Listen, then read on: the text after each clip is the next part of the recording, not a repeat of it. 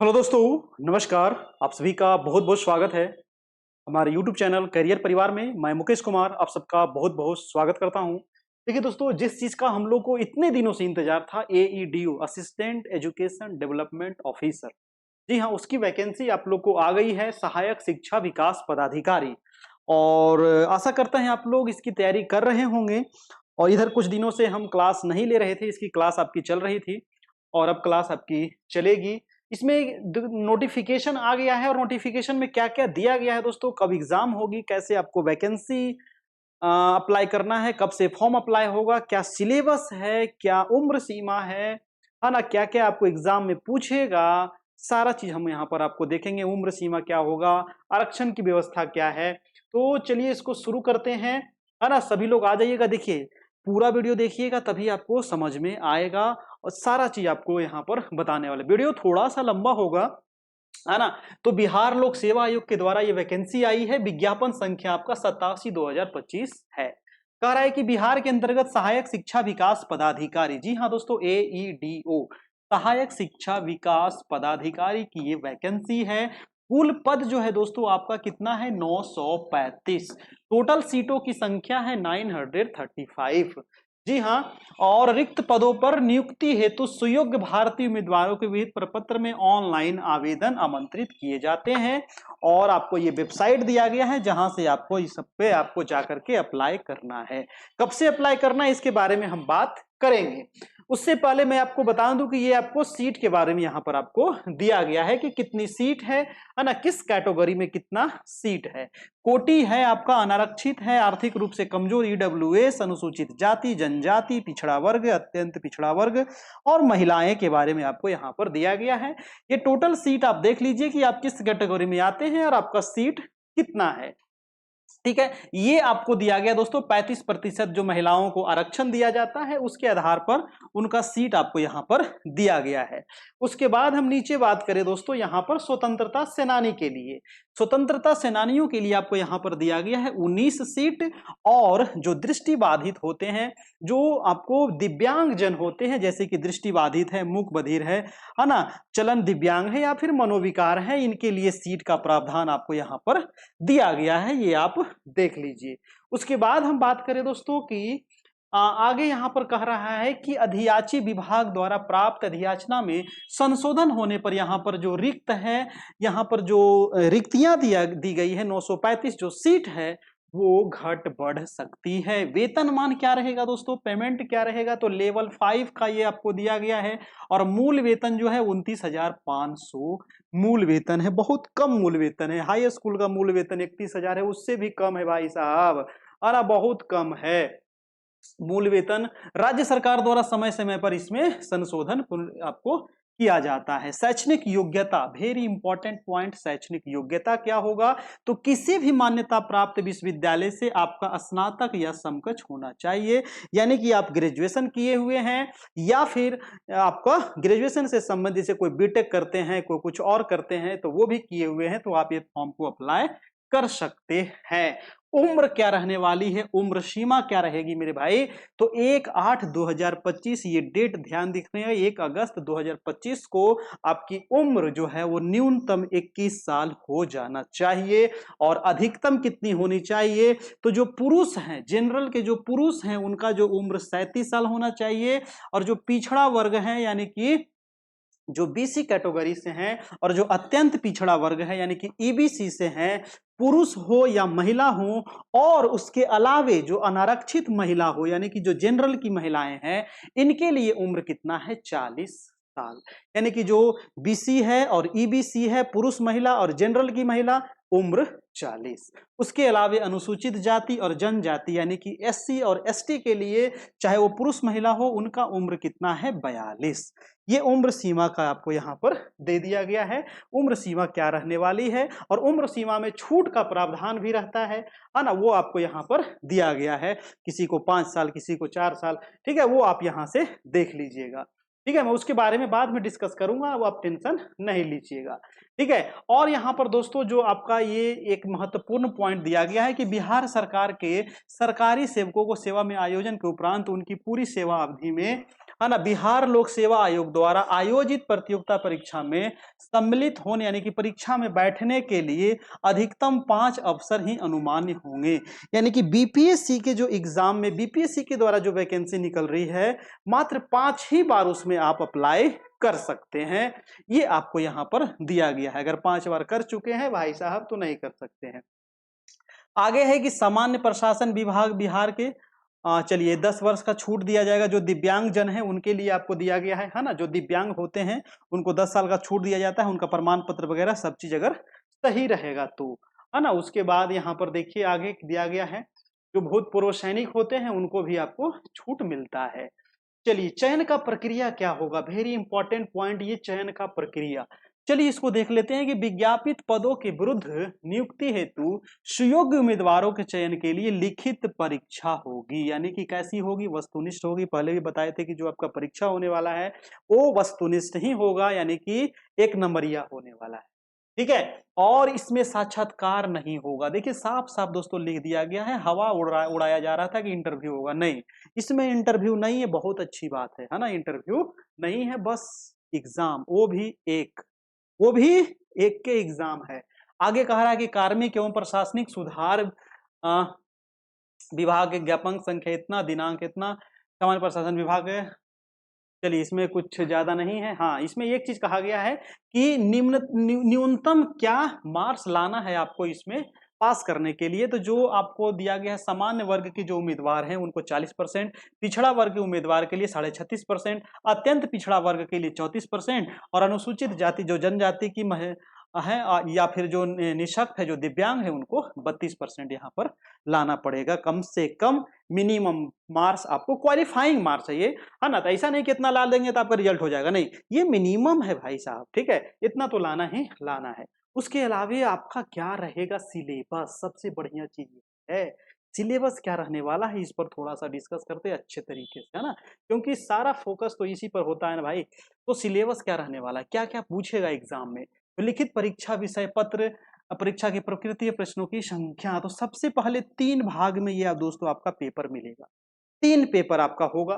तीनों पेपर में सबसे जो पहला पेपर है वो सामान्य भाषा है, यानी कि लैंग्वेज। और लैंग्वेज 2 लैंग्वेज, एक तो अंग्रेजी और एक हिंदी, ठीक है। सामान्य अंग्रेजी और सामान्य हिंदी। ये सामान्य हिंदी अंग्रेजी है ना, बिल्कुल आसान रहता है ना, ज्यादा एकदम हल्का रहता है, एकदम इजी बउवाला रहता है, इसमें ज्यादा कुछ नहीं रहता है। लेकिन हाँ दोस्तों, इसमें पास करना जरूरी है। 30 अंक का रहेगा अंग्रेजी और 70 अंक का रहेगा आपको हिंदी। यानी कि 30 अंक का मतलब 30 क्वेश्चन, ठीक है, और 70 अंक का मतलब 70 क्वेश्चन रहेगा हिंदी और 30 क्वेश्चन अंग्रेजी। और इसमें पास करना आपको जरूरी है, नहीं पास करिएगा तो अगला पेपर चेक के नहीं होगा, है ना। ये ध्यान रखना, वस्तुनिष्ठ होगा, 100 गो क्वेश्चन रहेगा, 2 घंटा समय मिलेगा, 100 गो अंक रहेगा।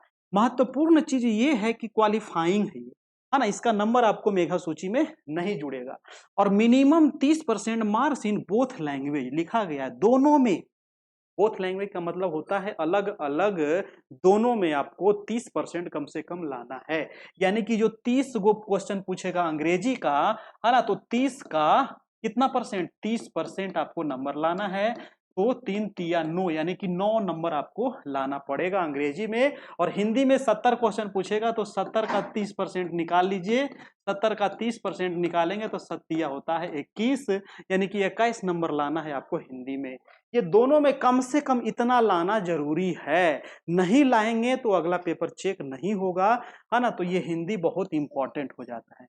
ऐसे इतना लाना कोई खास बात नहीं है, लेकिन बहुत सारे लोग ऐसे हैं जो इसमें भी छट जाते हैं, ठीक है। तो हिंदी इंग्लिश भी आपको पढ़ना जरूरी है। सबसे इंपॉर्टेंट है आपका सामान्य अध्ययन, क्योंकि मेन मेघा सूची जो बनेगा वो सामान्य अध्ययन पर भी बनेगा, है ना। उसके बारे में हम आगे बात करेंगे, क्यों हम इस पर जोर दे रहे हैं इसके बारे में भी हम आपको बताएंगे। ये जो हो ये भी वस्तुनिष्ठ होगा, 100 अंक का रहेगा, है ना, 2 घंटा और 200 क्वेश्चन 100 अंक का रहेगा आपका, इसमें भी 2 घंटा टाइम मिलेगा आपको। उसके बाद सामान्य योग्यता, एक बात करिए कि सामान्य अध्ययन में पढ़ना क्या है, इस पर भी डिस्कशन अभी डिटेल से करने वाले हैं।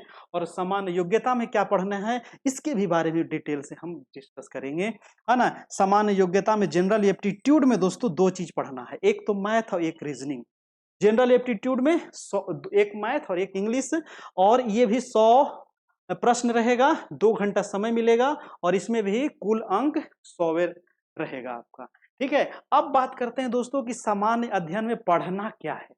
उससे पहले बात करते हैं कि भाई साहब जो एग्जाम होगी ना, ये बहुत खतरनाक होगी, क्योंकि इसमें प्रत्येक अंक 1 अंक है। प्रत्येक क्वेश्चन जो है कितने का है, 1 अंक का है, और प्रत्येक गलत उत्तर के लिए 1/3 निगेटिव मार्किंग है ना। निगेटिव मार्किंग का प्रावधान है, बहुत ही खतरनाक है, डेंजर है ये, है ना, बहुत डेंजर है। पहले रेलवे में ऐसे एग्जाम होता था ना, 1/3, और भाई साहब एक अगर गलती हो गया तो सही में से आपका 1/3 नंबर कट जाएगा।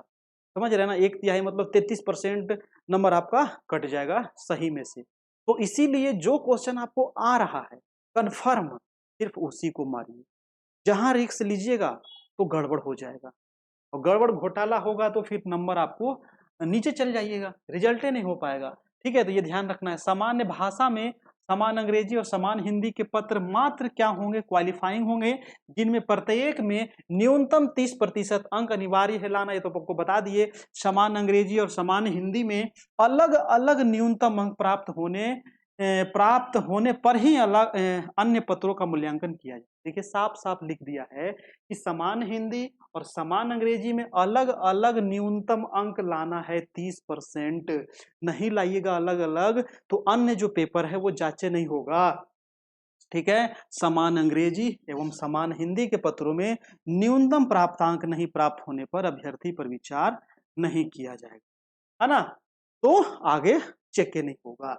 चलिए, तो ये बहुत इंपॉर्टेंट है। अगला पाठ्यक्रम क्या होगा, पाठ्यक्रम में है हमारा भाषा। भाषा के बारे में तो आपको बताइए दिए कि समान अंग्रेजी और समान हिंदी के प्रश्न इस तरह के होंगे कि अभ्यर्थी की भाषा संबंधी प्रयोग की साझेदारी की जांच हो सके।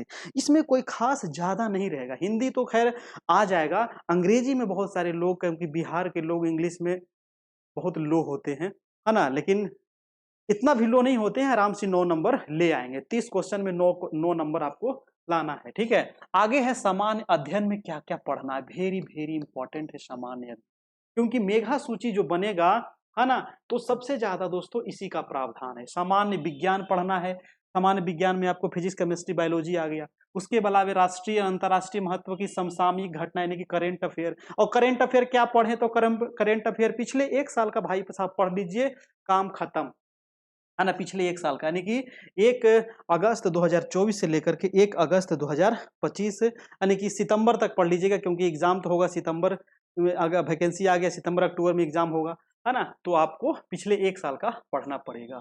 भारत का इतिहास पढ़ना है। बिहार के इतिहास की प्रमुख विशेषताएं। सामान्य भूगोल आपको पूछेगा, बिहार की प्रमुख भौगोलिक प्रभाव के बारे में, है ना, बिहार के, और यहाँ की महत्वपूर्ण नदियां। यहाँ के मतलब बिहार के, यहाँ का मतलब बिहार के प्रमुख नदी पर जोर दिया गया है, ध्यान दीजिएगा।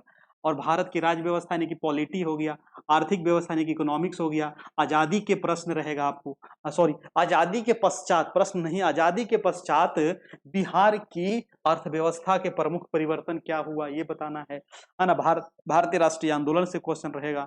बिहार का योगदान क्या इसमें था, ये क्वेश्चन आपका रहेगा। भारतीय राष्ट्रीय आंदोलन में बिहार का क्या योगदान था, ये वाला जो टॉपिक जो है ना, हर एक एग्जाम में रहता है।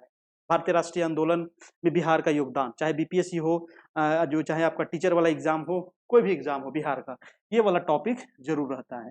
सामान्य योग्यता में क्या क्या पूछेगा ये आपको पहले ही बता दिए कि इसमें आपको मैथ और रीजनिंग, और मैथ रीजनिंग में क्या क्या पढ़ना है, तो मैथ रीजनिंग में भी देख लीजिए कि क्या क्या यहाँ पर पढ़ना है। संख्या पद्धति यानी कि नंबर सिस्टम, ठीक है, पूर्ण संख्या, है ना, अभिकलन पूछेगा। उसके अलावा दशमलव और भिन्न हो जाएगा। संख्याओं के बीच परस्पर संबंध है, मूलभूत अंक, गणितीय संक्रियाएं, प्रतिशत है ना, अनुपात समानुपात हो जाएगा, औसत हो जाएगा, ब्याज हो जाएगा, लाभ हानि हो जाएगा, सादृश्य समानता हो जाएगा, भिन्नता हो जाएगा, स्थान कल्पना, स्थान अभिविन्यास, समस्या समाधान, विश्लेषण, मतलब ये पूरा रीजनिंग दोस्तों आपको यहाँ पर पढ़ना है। ठीक है, पूरा रीजनिंग आपको दे दिया गया है, चैप्टर का नाम, यही चीज आपको पढ़ना है। इसके अलावा आपको कुछ नहीं पढ़ना है।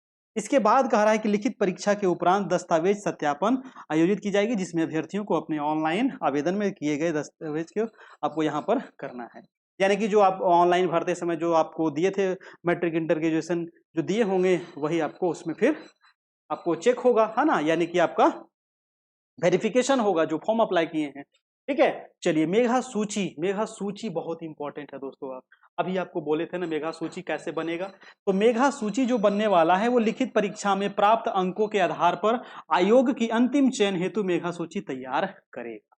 लिखित परीक्षा में प्राप्तांक समान होने की स्थिति में, जी हाँ, लिखित परीक्षा जो अभी आपका होगा उसमें अगर समान अंक आ गया, जैसे बहुत सारे लोगों को आ जाता है 71 तो 71, 75 तो 75, 80 तो 80 आ गया, बहुत सारे 80, हजारों का तो हजारों को 80 आ गया, है ना। तो उस स्थिति में क्या होगा, समान अध्ययन विषय के प्राप्तांक के अनुसार मेघा निर्धारित हो। जी हाँ दोस्तों, अगर समान हो गया तो सामान्य अध्ययन जो है ना, इस पर आपको जोड़ दिया जाएगा। समान अध्ययन के विषय के प्राप्तांक के अनुसार मेघाक्रम निर्धारित होगा। अगर ऐसा होता है तो लिखित परीक्षा एवं सामान्य अध्ययन विषय में भी प्राप्तांक समान हो गया, है ना। तब क्या होगा, तब उम्र देखा जाएगा कि उसका उम्र सीमा बराबर है ना। जिसका आपको उम्र सीमा ज्यादा रहेगा पहले उसको ऊपर रखा जाएगा। अगर उम्र में भी समानता हो गया तो देवनागरी लिपि में नाम देखा जाएगा दोस्तों कि किसका नाम पहले आ रहा है देवनागरी लिपि। तो ये मेघा सूची बनाने का तरीका होता है। इसलिए हम बोले कि यहाँ पर सामान्य अध्ययन पे जोर देना है, क्योंकि अगर बराबर हो जाएगा तो सामान्य अध्ययन देखा जाएगा कि किसका ज्यादा है तो वहीं से पहले छट जाएगा। समान अध्ययन अगर आपका ज्यादा है तो आपको आगे रखा जाएगा, अगर समान अध्ययन कम है तो वहीं से आप छट जाइएगा। इसीलिए समान अध्ययन पे थोड़ा सा जोर दे रहे हैं। इस विज्ञापन के अंतर्गत यहाँ पर जो ये पॉइंट दिया गया है ध्यान दीजिएगा कि लिखित परीक्षा हेतु पुनर्मूल्यांकन का प्रावधान नहीं है। ये लाइन आपको यहाँ पर दे दिया है। ठीक है। आगे है कि आरक्षण के बारे में यहाँ पर दिया गया है कि किस प्रकार से यहाँ पर आरक्षण होगा, है ना।